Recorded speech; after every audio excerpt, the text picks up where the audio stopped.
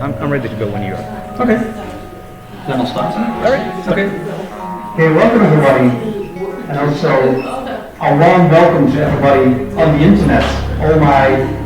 Maybe my mother, a single viewer that is now seeing this wonderful stream. Thank you very much for joining. And so for the next 60 minutes, I'm just gonna do a little bit like this. Is this okay? Okay. So for the next 60 minutes, I'm going to talk about scraping websites for fun and profit, and it's actually for profit. I'm going to show you that, how you can earn 20,000 euros by scraping websites. That is true. So this is mostly going to be, I think, a session with me talking and you asking questions. I don't think there's many practical things we can do given that we just have 60 minutes, and it's really hard to explain something as complex as web scraping and giving assignments as well when you're just with a laptop and before you get things installed, we're way past the hour. So it's just going to be a more or less introductory course, and also I think scraping is something you can really easily do by yourself and you need some, you can do in your own time. So, I'm just going to start by telling a little bit about myself so that you know where I'm coming from. I'm going to talk about why you would scrape websites. I'm also going to explain what web scraping is in general. I'm giving you some examples of some cool projects, including one that earns, well, not literally me, but a place of work for 20,000 euros. There are 3 different ways you can scrape websites and a practical example. So the last piece is me going to be behind the laptop and showing you how typical scraping projects will be used in the context of a Wikimedia project. So something about me, my name is Hai Kranen, so it's not hey or hi, something like that, it's hi, like in hello. I'm very confused with both the native and non-native English speakers and Dutch speakers as well. So I make digital projects for the web, basically. Most of them tend to be on the front end side of things, so that's HTML, CSS, JavaScript. I like to tell stories online, so I used to work for a newspaper, Volkskrant, but now I work for this website called Pointer, which is a Dutch investigative journalism title. So we have a television program, but we also mainly have a website in which we try to get to the bottom of things. So think of us as like something like Republica, or maybe investigative journalists of The Guardian or New York Times. We try to uncover things, and we especially try to do that using modern technologies like data, web scraping as well, open source intelligence, if that's which any of you are familiar with. That's what we do. I also have a newsletter which is in Dutch, so you can't read it. I also have a podcast which is in Dutch, so you can't hear it, but still can't mention it. Okay, so let's get to the heart of this talk. Scraping websites. This is the reason why I haven't uploaded it to comments yet, because of course this is definitely not Creative Commons licensed image. This is definitely copyrighted. So scraping, this is in Dutch, but I don't know, how do you call her in English? Nobody knows this character, or do you? Yeah. How's she called? How's she called in other languages than English? In Swedish it's Marika the Hex. Marika the Hex? Yeah. And the other languages? We should adapt what we know. Oh yeah, that's probably, she probably has Wikimedia. Anyway, so what she says here is, with this incredible magic power, I have become invincible. And I think this is what web scraping sometimes feels like. It's kind of it's very powerful. You can do many things, but it also feels a little bit like doing black magic, because it's definitely a science, but it's definitely also an art. In that it's not something that you can that needs quite a lot of improvisation, quite a lot of creative thinking, and there's many ways to approach it. It's not as structured, I think, as many other ways of doing data processing. So, in a nutshell, I would say that web scraping is the black art of transforming data on a website towards structured data.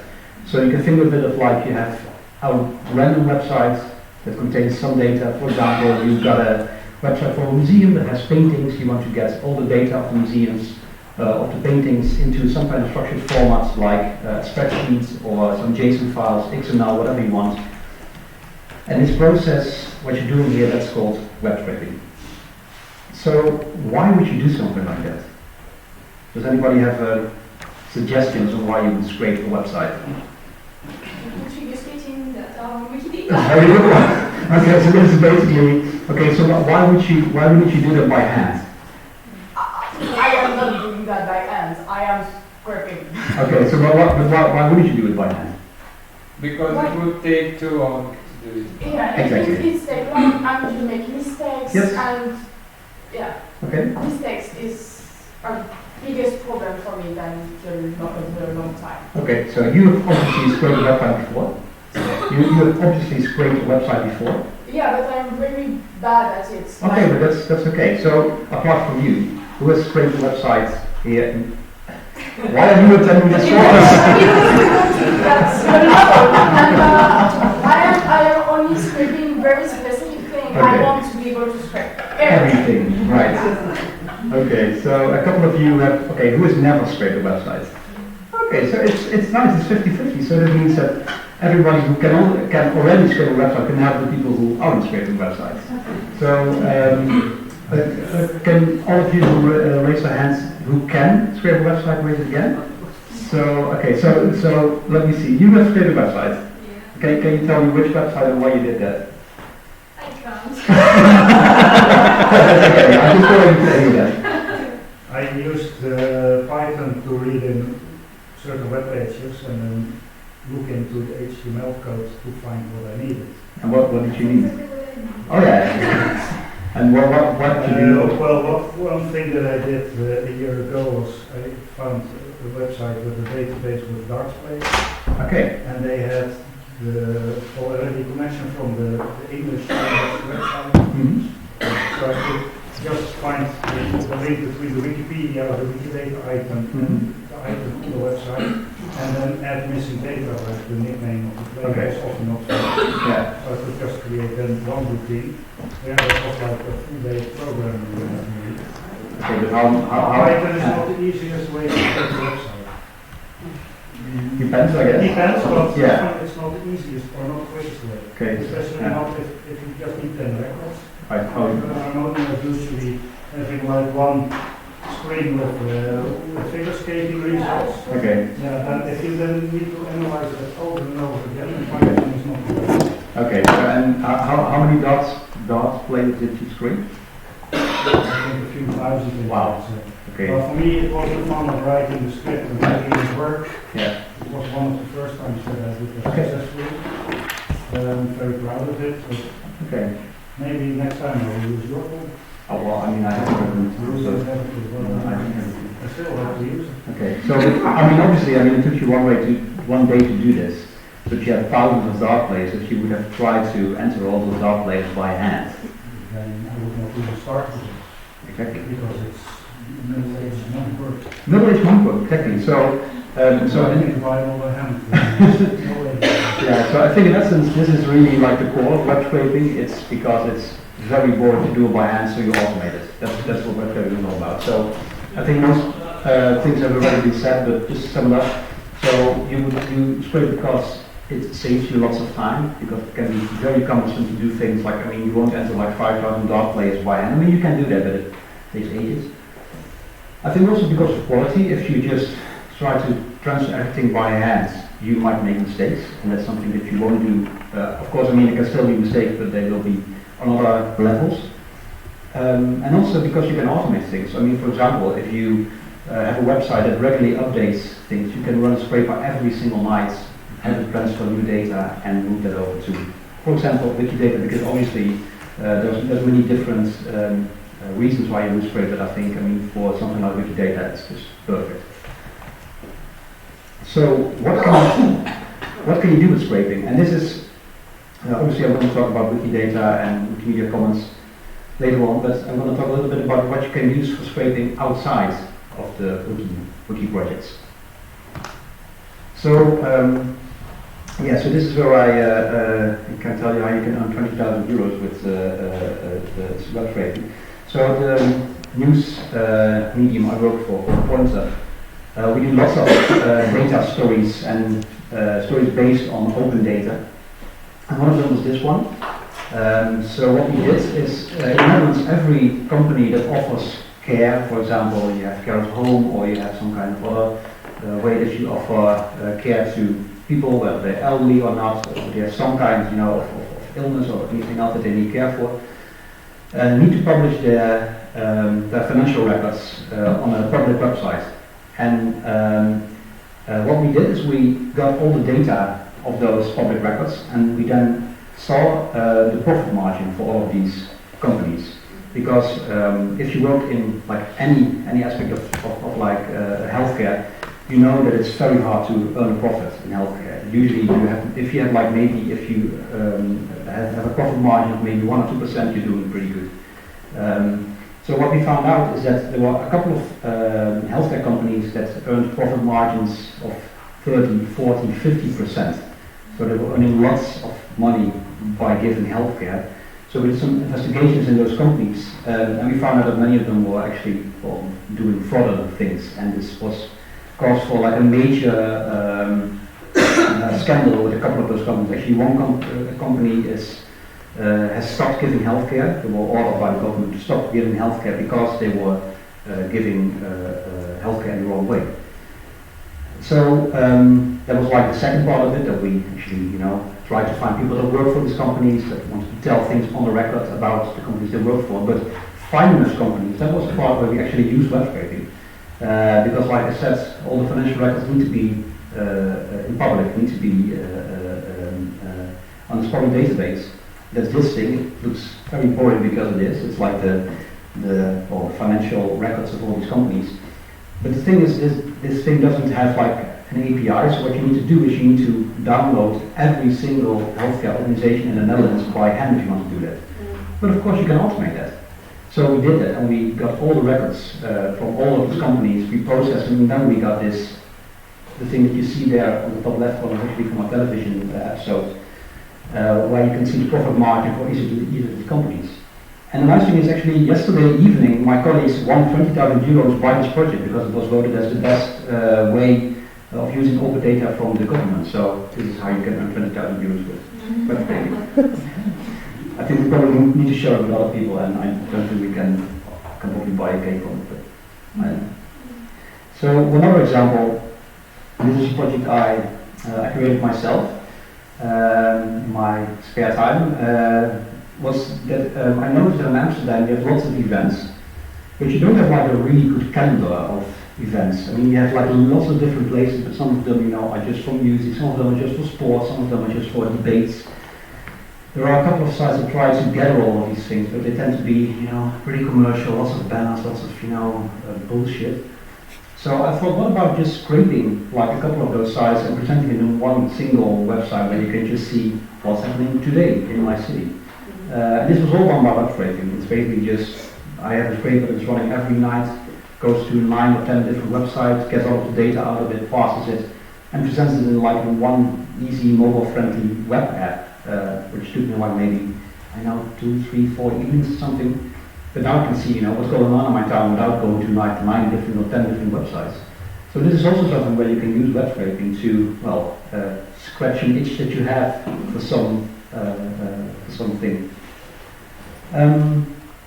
So there's multiple ways to scrape, and I think these are the major 3 ones that I know. And for this talk I'm going to delve into the latter 2, so not the first one, which is the one where you use a tool. And it's because I'm a programmer, so I know how to program things. But if you can't program, there are quite a couple of tools that allow you to do web scraping without having to program. There are some downsides to that. I will go into that later on. But for example, you have webscraper.io, which I know is quite useful. It's basically a Chrome plugin you can install, or Chrome extension, I need to say, where you can try to find things on the website and then scrape it. One other way, and it is interesting because you don't actually need to install anything, you already have it on your computer, is using the developer tools in your web browser. So that's probably either Chrome or Firefox. Both of them are like completely fine things you probably even use. So Safari or maybe even Internet Explorer. I would probably recommend it, but it's possible. Which is also a way to do some light web scraping. And finally, there's like let's say for the power user, using a script. So that's where you actually use programming to find all the elements in the page. So all of these different methods have some upsides and some downsides. So I try to convert those things into emojis because I know that's what everybody uses nowadays.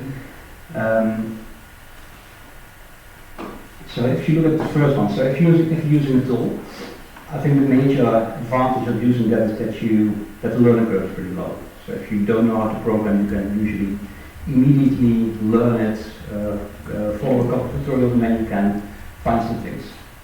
The main thing against it is that the flexibility can be quite low. So you might be able to only do a couple of things, or it could be something that, for example, you need to pay for a commercial project or for some subscription after you've done a couple of things. So that's like one of the downsides, I guess. Installation depends a bit on the tool. I mean, some of them are just, an extension that you need to install. Some of them actually require you to install something on your laptop. And then you have the number of pages. So this also depends on the tool. Some of them are able to scrape more than one page. Others are, only capable of scraping one page. Well, then there's the second form using the in-browser DevTools. Learning curve is a little bit higher because you need to actually learn some coding. You need to learn some JavaScript, but I think there are quite a couple of one-liners that you could try to reuse at times. Flexibility is also quite low because you're limited. Usually, it's like the main disadvantage of it. It's just limited to one single page. I think there's probably ways you can do multiple pages using the DevTools, but it's quite cumbersome and complicated. However, the installation is wonderful because you don't need to do anything. It's already on your laptop. If you have like a web browser, you can do web scraping using your browser, and I'm going to show you that. And finally, there's the option of using a script, and that can be any programming language, but I'm going to show you two, Python and JavaScript, or more specifically Node.js. But there are scripting libraries for, I think, most major languages, also if you are programming in PHP or in Go or Rust or, I don't know, any other language. That's probably a scripting library, but I guess the most commonly used languages are either Python or JavaScript. The main advantage is that you are completely free to do whatever you want, so you can scrape any website, you can scrape how many pages you want. However, installation can be a little bit troublesome because you probably need a library, and the library sometimes tends to be a little bit picky on how you set it up.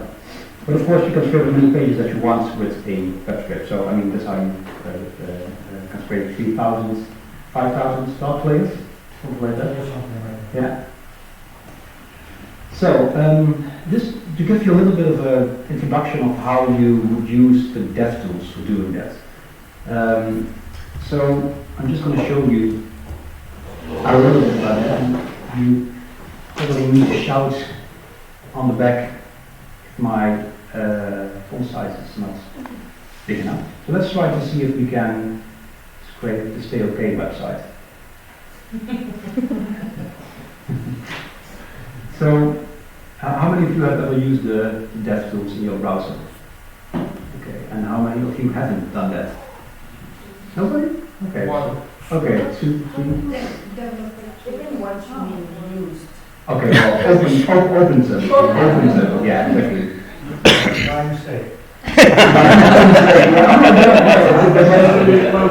Yeah. So, I'm just going to show you Chrome, but this is true for many other browsers like Firefox or any of the other ones. The way you usually get that by just right-clicking on anything and saying inspect, and that's how you open the DevTools. And what you see here is like, I'm going to try to see, is this like read on the back? Okay. So basically, if you try to do web scraping, you're going to need to do some programming, but I think it's probably as important that you learn a little bit of HTML and CSS because that's what you use to actually extract the data. So what you see here is like the HTML of this web page. I mean, some of you might also be familiar with using the view page source thing, which is also a way to see the actual source of the page. But the nice thing with the DevTools is that you can actually visually inspect a web page by selecting a couple of things and seeing what's going on there. So usually, I think web scraping is a lot about just selecting elements, finding out how you can approach them using the code and then writing a script around it. So when you are web scraping, you probably, I think, you spend like your time divided basically between writing code and using the DevTools a lot, because otherwise it's very hard to scrape less without looking at the code all the time or looking at the HTML all the time. So are most of you familiar with using HTML and CSS? Okay, so that's good, because it means that you can reuse this knowledge when you're scraping websites. So for example, if you see here, let's see if you can, well, maybe there's something that we actually like to scrape on this page, because I'm only going to do this thing. So for example, let's see if we can scrape the titles here. So you see there's like a couple of titles here: 3 hostels in Amsterdam, why stay okay, stay okay, etc. And all of these things, so if you use that thing over there, you can actually select something and see how it's made up. So in this case, it's the H2, the heading 2 tag. And if you go to your console over here, and clear it, there's actually a couple of shortcuts that I think many people don't know but you can use to access these elements within the console.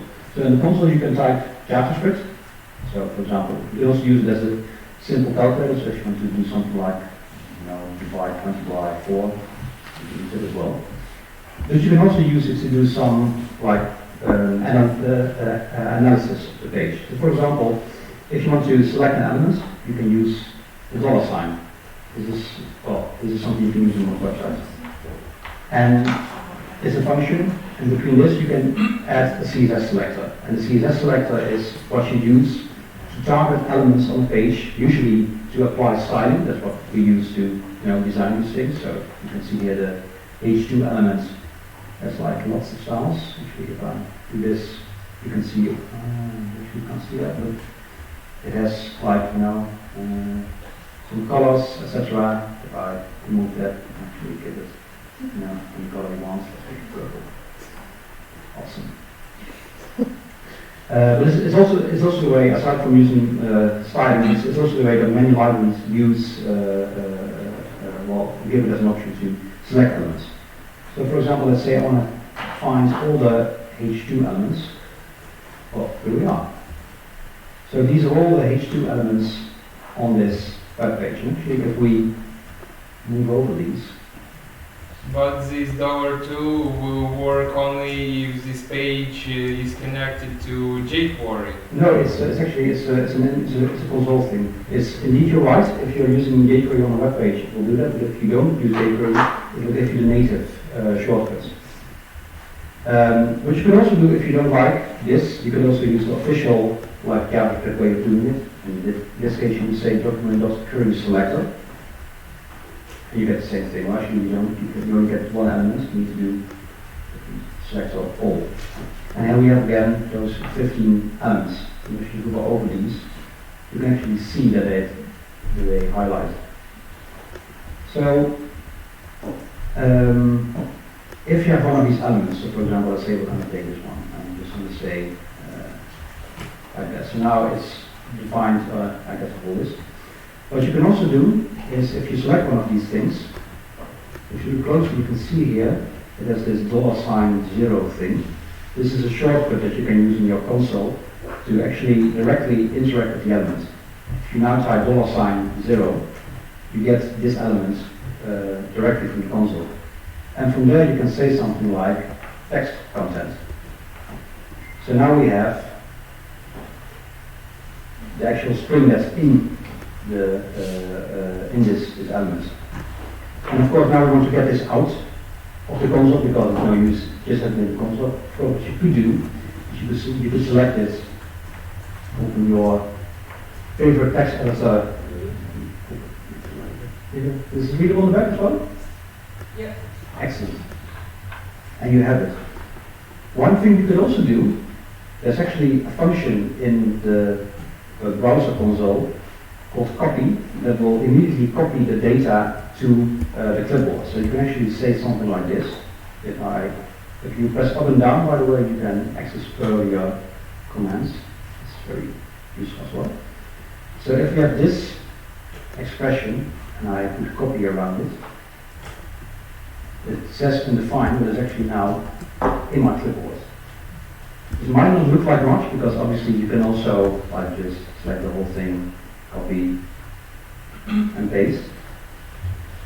But if you have multiple data in your console in a variable, you can do the same thing, and you can immediately copy it to a text file. This is actually, if you just want to, what I do, if I just want to scrape one single page with lots of complex data, let's say I have a page that has, 1,000 links to whatever, this is where usually you get the data out of it, because it's very fast and very easy just to get all those links out of it. So I can understand probably this whole thing is for half of you, it's probably like, oh, that's okay, and for the other half it's probably like, oh, this is quite up there. So I can understand that. So are there any questions related to web scraping from the console?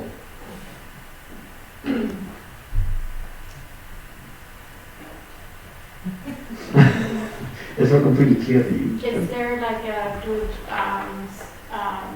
source for like a cheat sheet for all the codes, like the dollar sign and the deal, like?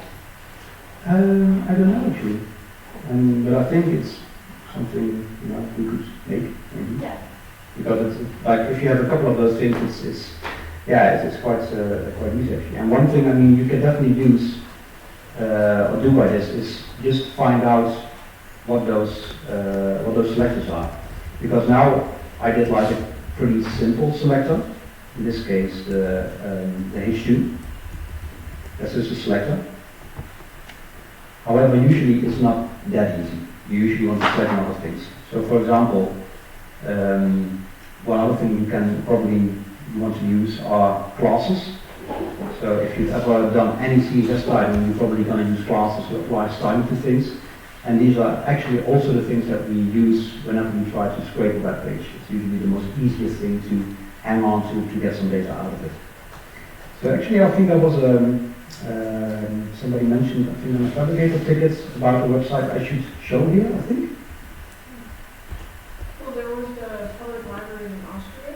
I think that was the one, right? Yeah, so let me just see if I can find that really fast. The Royal Danish Library, actually. This one. That's a different one, yeah. Oh, well, anyway. Yeah. So, who sent this in, this one? Okay, so can you explain to me what you want to get out of this thing? To get all the images and as much to make metadata that is well. Okay, so one thing you can do that definitely makes it easier is to inspect the thing beforehand to see what's actually going around here. So, actually maybe just, let's do it like this. Okay, so one thing that's immediately quite obvious if you look at this is that they're using tables for layout. So that means it's like a very old-fashioned website, probably made 10 years ago and never updated again, which can be nice and also can be like a hassle. And this is also something that's really, I think, a part of the why I said earlier that upscaping is like a black magic. For every single website, you need to write a scraper again. You can't write a scraper for one site and expect it to work on the next one. You need to write it every single time for every single site again. And if anything changes, even a little bit, in this website, your scraper won't run. So this is usually why web scraping is thought of as like, a last resort. If you don't have an API for a website, if you don't have some kind of open data protocol for a website, then you resort to scraping. But unfortunately, many sites don't offer any form of structured data, so that's why at least I usually don't use web scraping. So, as you can see here, this, if you compare these two sites, it's quite interesting that this is obviously a more recent website because they use lots of classes to structure their website. This site doesn't use any classes, actually he has one, but most of it is just like HTML tags, which is interesting. So it means, for example, that let's say that we want to get out let's say something like this thing over here. It's just a string of data. So it means it doesn't say anything about, okay, like this is like the dimensions, this is the number of pages, this is the material. You don't know that. There's nothing there indicating that that is actually the thing that you want to get out of it. So But you can use regex. you can use regex indeed. So that's what. So this, Tomorrow, 10:30. yeah. Yeah. So usually it's famous. Very regex course by me. Yeah. Yeah. You could also scrape first in one cell, then use regex. Exactly. Yeah. Or even you can clean up that. Yeah. We will then refine. Yeah. So Yeah. So I we think. don't need Yeah. to do everything during the scrapping. Exactly. We can clean up afterward. Yeah. So this is a good, I think, a good moment to go to this slide. It's not for, yeah, it's working. For a while it was like very strange and Interesting. very well. So, because indeed, like scraping is not like a straightforward process. It's usually like a couple of steps that you sometimes need to repeat and repeat again and need to refine. So the very first step is actually what we just did, is analyzing. So, for example, let's say you want to scrape the Danish library website. The first step that you do is you try to figure out, like, okay, what is it? Like, is it like a modern site? Can I use lots of classes to select elements? Or do I need to be a little bit more smart and use some other tools? So, for example, after looking at this website for the Danish library, I know, okay, I'm going to need some regex because otherwise I'm never going to get the data out of it. It's quite a, it doesn't, the information density, or how do you call this, the specific, the specificity, is the word? Thank you. Yeah, it's not very precise. So you need to do lots of like data manipulation. So what I tend to do usually when I scrape a website is I've seen people write a scraper, let it run overnight, it downloads like 5,000 pages or 10,000 pages, and then they discover, oh, I made a mistake and now I need to do it all over again, and I need to run the whole scraper once more. That's probably not a good idea because it means that you need to rerun everything, but it also means that you might get blocked by the website because websites tend to be a little bit wary of people trying to scrape because it's, well, we can also talk like for an hour, I guess, about the legal implications of it, but let's just say that some sites tend to be, tend to have some measurements against it. I mean, for example, I scraped Facebook, which is very, very hard because Facebook definitely doesn't want to be scraped. Fortunately, I think most of the data that we want to put on Wikidata, on Wikipedia, is usually from more like land institutions, municipalities, government, etc., which tend to be databases, which tend to be a little bit more open to, like, I mean, or maybe I'm just not that smart to have any protection against scraping. Which I had a case where I tried to scrape this website for a course I gave for the Dutch organization for journalists who play golf. This is actually a real organization. So I scraped all of their members, and after that I got this message saying, "Oh, you are blocked because you scraped our website." And it's like, yes, I can never visit the organization for journalists who play golf again. But I didn't have that data, so that was good. So what I usually do is before I run the scraper over a complete website, I just take one single page and I try to write one single script to get the data out of it. Because if I can make it work on one page, it's probably a lot easier to make it work on the next one as well. And this is something I do offline, so I don't hit the same page over and over again because this is definitely something that might cause them to block you. So what I do is I just download one single page, I write my script and I try to run it until I get the right data. If that works, I try it on the next page and see if it works there as well. And at a certain point, you can actually run your script on a whole set of pages. One thing I also tend to do is actually not download the page and scrape at the same time, but download all the pages first, put them in a directory, and then let the script run over all the pages to get all the data out of it. Because it also means that if you make a mistake, you can just rerun your whole script again over the same data without having to hit the website. It also makes things a little faster because some websites, and I think many of you have seen this, especially with some of the GLAMs, tend to have websites that are a little bit slow at times. And because things happen in real time, you need to download or you need to access the website, you need to get the data back and scrape it. It can take a lot of time. But if you download all the pages first and then run your code over all of these pages, it can be a lot faster than if you try to hit the live website over and over again.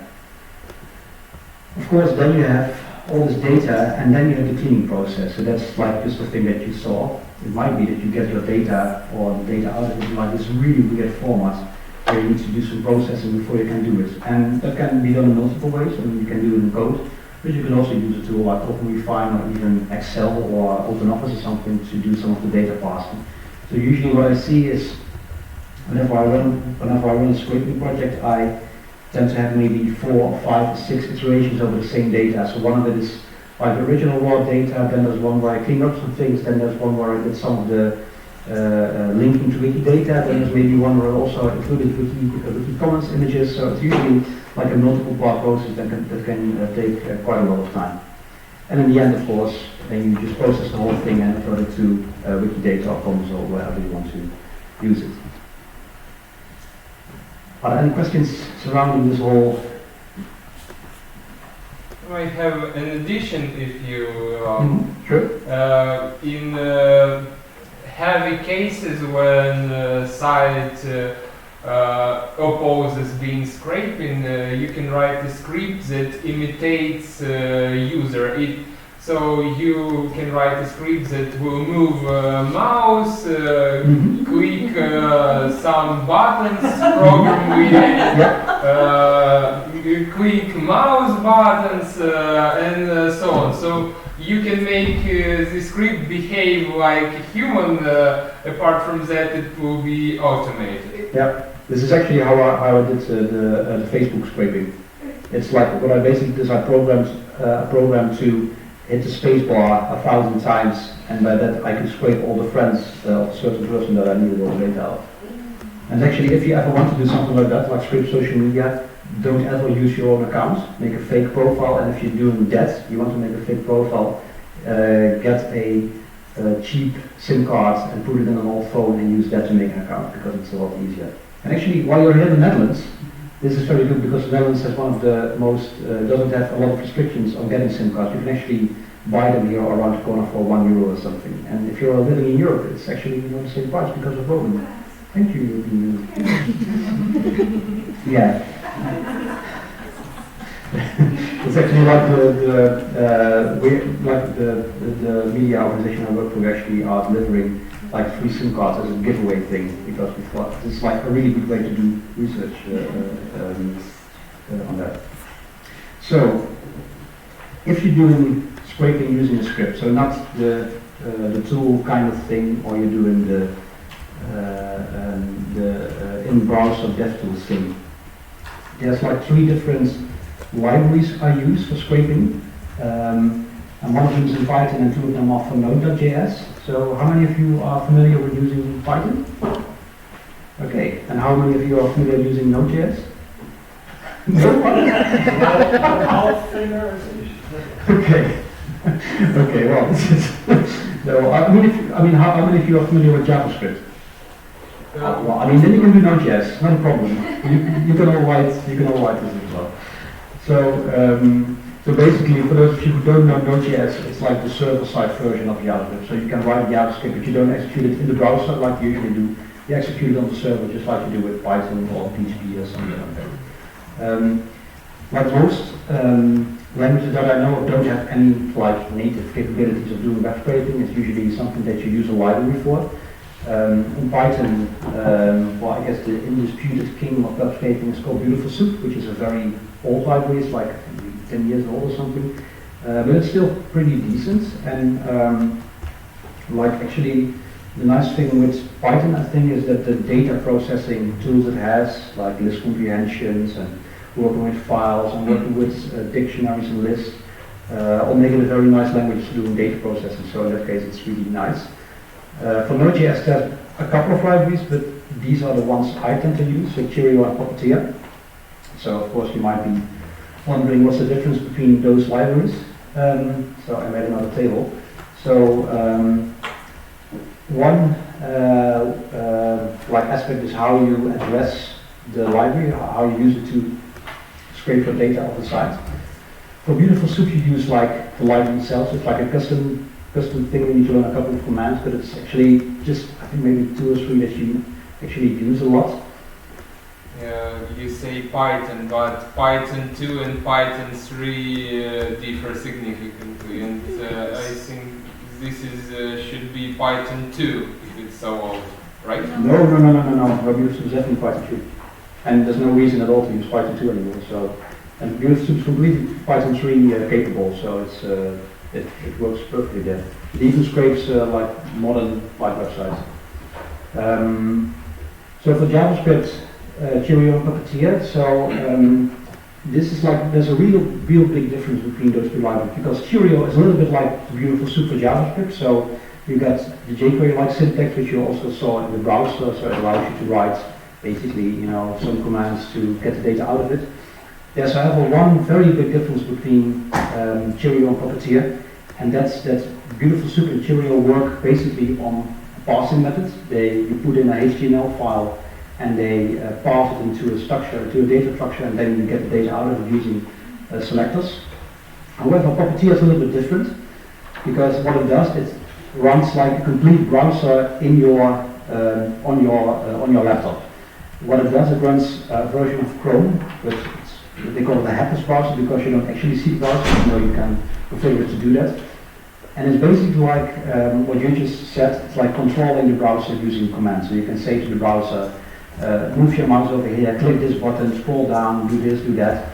But you can also say, get the data out of it and save it to a file. This also means that it's a lot more complicated to actually use Puppeteer, because you need to basically write all the actions as if you're like a human doing things with a mouse. But it allows you to scrape sites which are not easily scraped. And one very important distinction between Beautiful Soup and Cheerio and Puppeteer, on the other hand, is that in general, Beautiful Soup and Cheerio can't execute or can't scrape websites where all the data is not in the page, but it's put there by JavaScript. So I think many of you might notice that JavaScript is used to dynamically add elements to a website.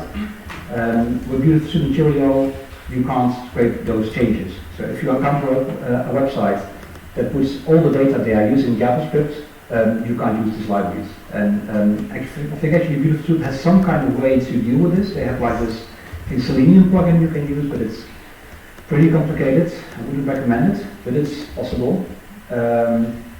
However, I've seen that most sites that we, as Wikimedians, want to scrape are usually a little bit old-fashioned, or tend to stick to like the old method of just putting all the HTML in a page and not using JavaScript for like displaying the actual data. Well, that's not my experience, but maybe I was just unlucky then. How do you mean? Well, if I take 10 web pages where I find data that I would like to scrape, then 9 I find JavaScript and I stop. Yeah. It depends a little bit on how much of the data is actually in the HTML page. But yeah, I mean, you can definitely get very unlucky. Sometimes you can be lucky, because 2 weeks ago the WTA, the Women Tennis Association, changed the complete website, and I figured out since then I can scrape the data. That's nice. Yeah. Well, I will have something to do with that. Okay, so yeah, like I mentioned before, like I scraped Facebook for a project, and for example, I made this visualization from all of the friends I have and how they're all connected. And this is something you can't do with like regular JavaScript. You really need to do something like Puppeteer, and it's crazy complicated. So, I mean, if you don't have a lot of time, I wouldn't recommend doing that, because it's just costs way too much time. Okay, so I'm going to show you an example, because we have like 50 minutes left. And I also want to reserve some time for questions. So this is an example of like a very, I think, typical project I would do in combination with Wikidata. So in the Netherlands we have this wonderful thing called the museum card, which is a card you can buy for I think €60 per year, which allows you free access to basically every museum in the Netherlands, except for maybe a couple of private ones, but all the big ones, I mean like the Rijksmuseum, the Van Gogh, or the Stedelijk, you can all visit for free if you have this card. However, the data of the museum card was not available on Wikidata, so you couldn't see on Wikidata which museums you could use your museum card for. I think actually a couple of them, people added them manually, but I thought, it would make great sense to just scrape the museum card website and the data to Wikidata, so we can look up if a museum allows you museum card access using Wikidata. However, and this is also interesting, there was also a lot more data on the museum card website. For example, the postal code, the phone number, and the website. So I thought, okay, I'm going to scrape this whole website, I'm going to get all the museums out of it, and I'm going to add the data to Wikidata. So this is actually pretty complicated. Oh, not thanks, I'm going to show you how I did this. So I'm going to start by showing you the website I used. So museumkaart.nl / I think Museumkaart Geldig. This is like the page that actually contains all of the different museums in the Netherlands that you can visit using a museum card. And as you can see, it's split up here by province, so you can click on it and then you go to Friesland, you go to, well, let's go to North Holland and see which museums you can visit in Amsterdam for free. Well, all of these are you can visit for free if you have a museum card. This is awesome. But like one thing I discovered pretty early, which Ada also mentioned, is that this data is not available in the HTML of the page if you just download it. Actually, you can see it if you use inspect, and you can see, oh, it's over here. It's like there's a link to this museum. But if you look at the HTML of the page like this, which is how Beautiful Soup or Cheerio would see it, it's not in here. The data. It's not. There's no HTML elements giving you that. So there's actually a PDF. So I could, maybe use this PDF and use some kind of wizardry to try to get all of the museums out of the PDF. But I thought, okay, well, there should be some other way to get this data aside from trying to scrape PDFs or doing something like really complicated. However, and this is the part where sometimes you discover that the trick to get the data out is a lot easier than you think, is I was looking at the source code again, and then I noticed that actually the data that you see on this page is actually all in the page, but it's just in a different format. Because over here, this is the data that is shown and is rendered by the page, but it's not in HTML, it's just JavaScript. However, the fun thing is that JavaScript, the data structure of JavaScript is the same as JSON, the data format. So what I just did is I just took this data out of it, like this, control. And put it in console, right? And I put it, no actually I did this, and there you have it. And I can actually, you can say format as JSON in my thing, and there you have it, here's the data. No scraping at all, just copy pasting stuff from a few page source.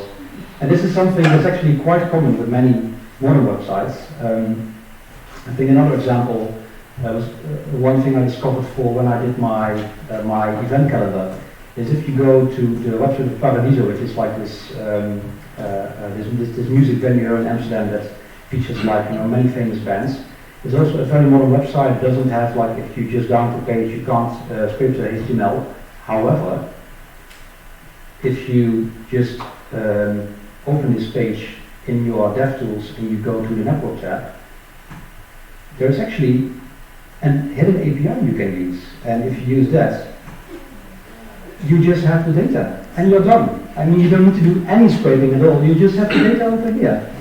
So this is something that's usually very well hidden. But if you look a little bit carefully, many of these modern sites that are not possible to scrape using a tool like Beautiful Soup tend to have a hidden API somewhere, or tend to have JSON somewhere embedded in the code, or the data must come from somewhere. I mean, you need to get it somewhere. So there's usually some other way to get the data aside from just trying to scrape the website. So of course I still needed to process this a little bit because this is not a valid URL, so I needed to do some data processing using Python to make it like a good qualified URL. And after that, so this is like the first step. What I did is actually, as you can see here, my first step was like transforming the data that you just saw, this thing, into an Excel spreadsheet, because Excel, awesome. And after that, what I did is what I told you earlier. I just download all the stuff and put them in one giant folder, because I don't want to be bothered with like requesting all the pages over and over again. I just want to have a folder of HTML files I can use to process, and it's fine. Because, this is something I should tell you, it turns out that the page that you saw with all the museums, that's written using JavaScript, so you can't scrape it. However, the pages for the museums themselves, those are just those are scrapable, so you can get the data out of that. So here's another very good example where you need to use multiple methods to get the data out of it. There's no solution fits all. You need to, for every different page, you might need a different solution to get the data out of it. So what I had in the end was like this folder of 500 HTML files, and then I could start analyzing the data for these museums. So let's, for example, get the Anne Frank house. So as you can see here, there's a couple of different data points that I was interested in. And also, when you use this, you need to take into account the things that you can use and you can't use. I mean, for example, the image you can't use because that's obviously not Creative Commons license. The text you can't use because that's licensed. But of course, all the stuff on the right, like the address, I mean, that's just facts. You can use that and put it on Wikimedia. So what I did is I tried to look in the code and see if I could find out. And also here you can see the museum card is Celtic, so that says the museum card is valid in the museum. It's a very important data point as well, because I need to make sure I can actually use the museum card, because they might include the museum on the website where you can't use the museum card, but they do include it on the website. I think I also scraped like the prices, but I haven't done anything with that, because it turned out to be a little bit more complicated. But actually the scraping process itself is not that difficult. It's just, I look at these tags, and they are quite well detailed. So it says here, museum details address, museum details map link, museum details opening hours. So it's pretty well commented using CSS classes, and that's something you can use to get the elements out of it and get the data. So I think actually the real scraping part of this project was probably the easiest or the least difficult from all the things I did. So this is like, the easy stuff. What actually tripped me up the most was these phone numbers, these ones over here, because it turns out these are not properly formatted. Every museum does something different on this website. So I'm just going to open the code here. As you can see here, this is what I used. This is what Vera is going to teach you tomorrow, apparently.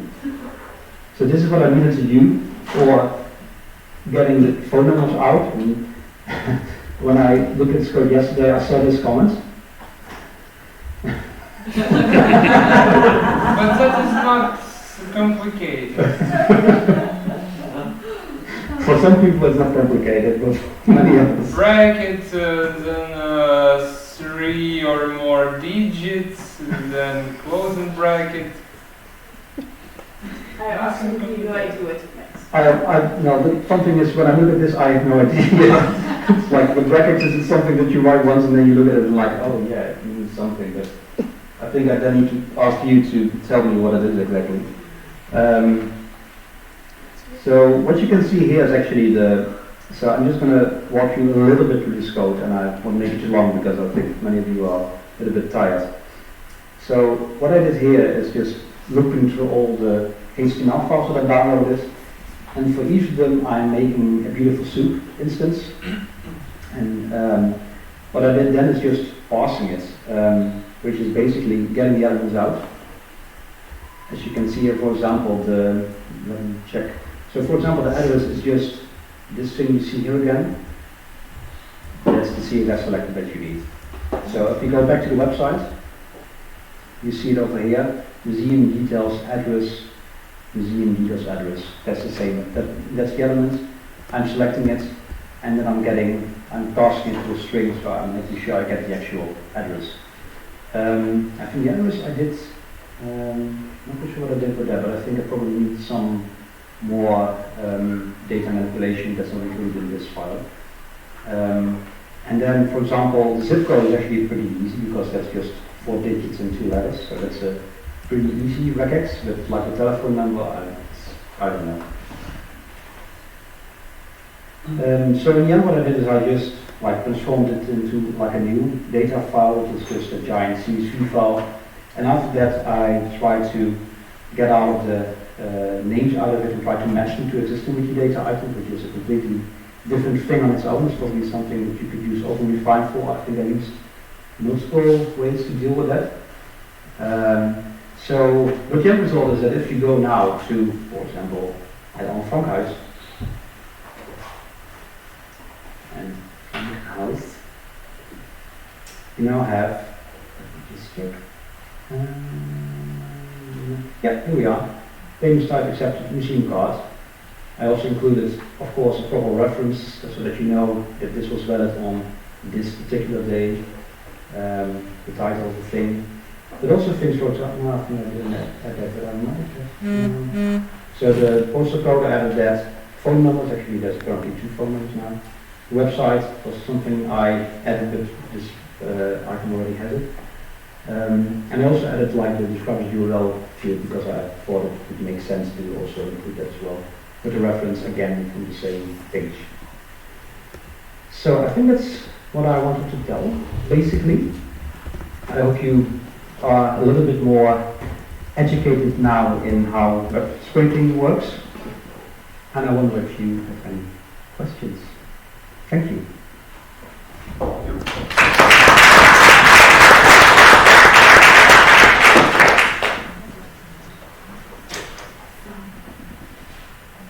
No questions at all? I have questions, but they are very specific. Okay, well, we'll do that after the... Are there any like other general questions or websites that you try to deal with? How do you scrape a website where you have a search? Like for example, if you want to have the events happening, but you only get like 10 results per page? That's a good thing. So yeah, that's indeed, I think basically there's like 2 different types of pages that you want to scrape. You either have like, I would say, detail pages, and you have overview pages, like for example, a search result or some kind of listing, you know, something like that. So usually what you need to do, I mean, let's just find an example. Let's say we go to, I don't know if I can, do you have an example of a site?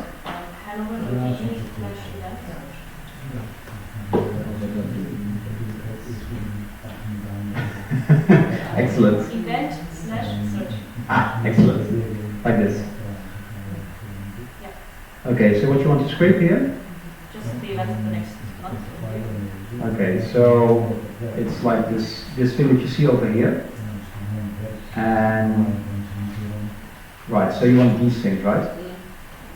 Okay, so what you do is you try to find out what these elements are and if you can find a link of it. So you basically write in a loop.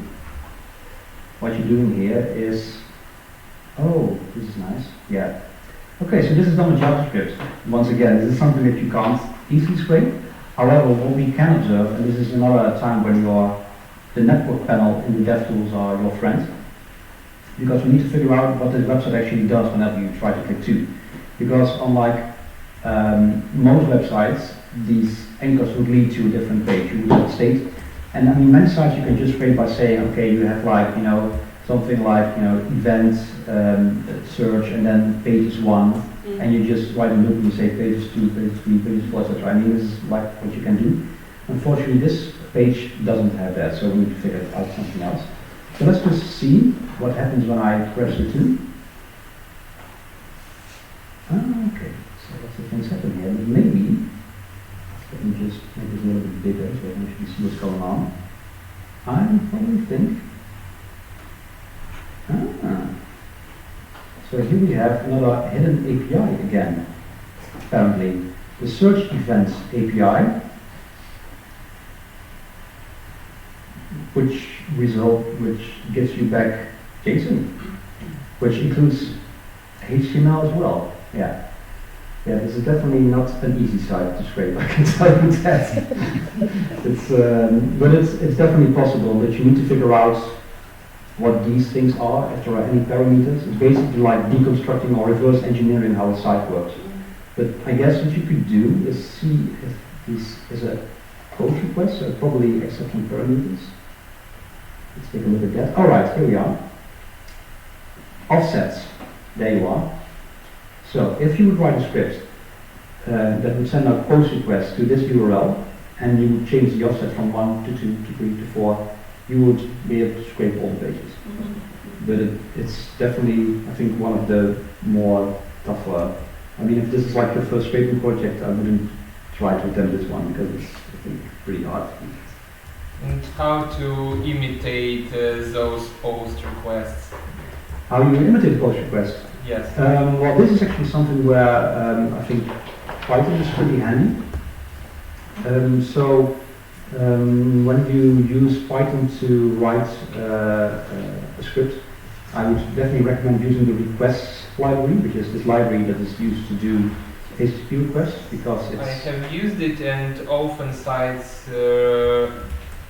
refuse to right. answer for such requests. Yeah, that's a good thing. Like some sites tend to look at, they're trying to figure out if you're doing it automatically or if you're a human.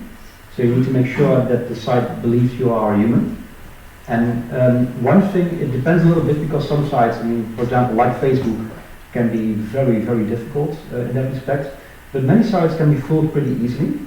So I'm just going to show you an example. If you would do I'm just going to make a very simple request. If you do something like that, if you would say something like, okay, I'm just going to scrape, a random web page, doesn't really matter what you get here. So this is how you would do like a request in, let's say that this page returns JSON, it doesn't, but by example, you could do something like this to get back the data. However, what you could do with request, you can also give out headers. And one very easy thing to do is add a user agent to it, because this is usually the thing they check for. And I usually, if you do something like this, tends to work 5 out of 10 times.